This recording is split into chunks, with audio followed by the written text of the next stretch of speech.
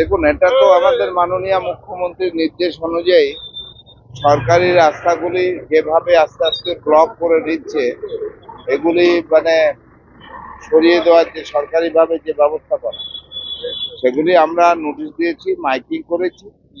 তাতে দেখা যাচ্ছে 90% দোকানদারাই তারা নিজভাবে নিজেরাই সরিয়ে নিয়েছে। এখন ওই 10% টোটাল ব্যারাকপুরে 10% দোকানদাররা আছে, তারা রেখেছে। তাদেরকে এবার বাধ্য হচ্ছে সরিয়ে দেওয়া যায়।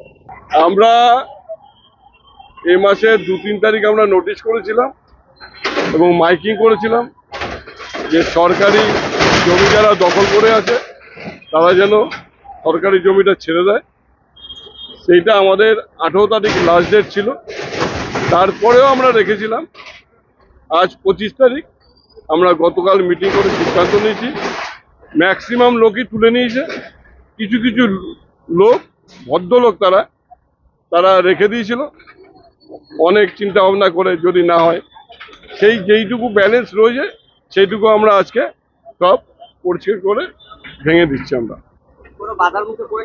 বাধার কোনো প্রশ্নই ওঠে না, এটা সরকারি নির্দেশ।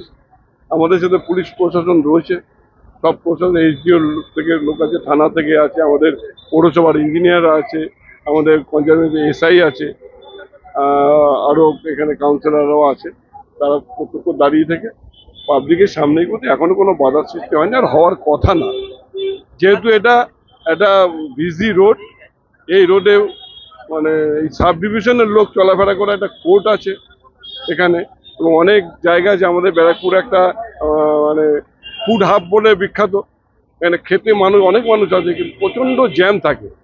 এই জ্যামটাকে মূল উদ্দেশ্য এই জ্যামটাকে ক্লিয়ার করে রাখা, সাধারণ মানুষকে সুস্থভাবে চলাফেরার জন্যই আমরা এই ফুটপাথগুলো ক্লিয়ার করে দিচ্ছি।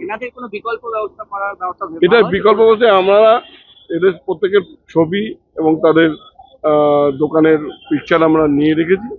আমাদের সরকার থেকে নির্দেশ দিয়েছে, সেটা আমরা সরকারের থেকে আমরা পাঠিয়ে দিচ্ছি। আমাদের এখানে আমরা জমিও খুঁজছি, কোনো জায়গা যদি আমরা পেয়ে যাই, আমরা ভবিষ্যতে চেষ্টা করব এদের কিছু একটা ব্যবস্থা করা। সবই নথিভুক্ত আমরা করেছি, আমরা সব নথিভুক্ত করা আছে, ছবি নেওয়া আছে। তা আমাদের একটা চিন্তা ভাবনা আছে, আমরা যদি এখানে কোথাও জায়গা পাই, একটা জায়গা একটা ছাতার তলায় সবাইকে যদি এনে দিতে পারি, তবে আমরাও খুশি, ওরাও খুশি হবে।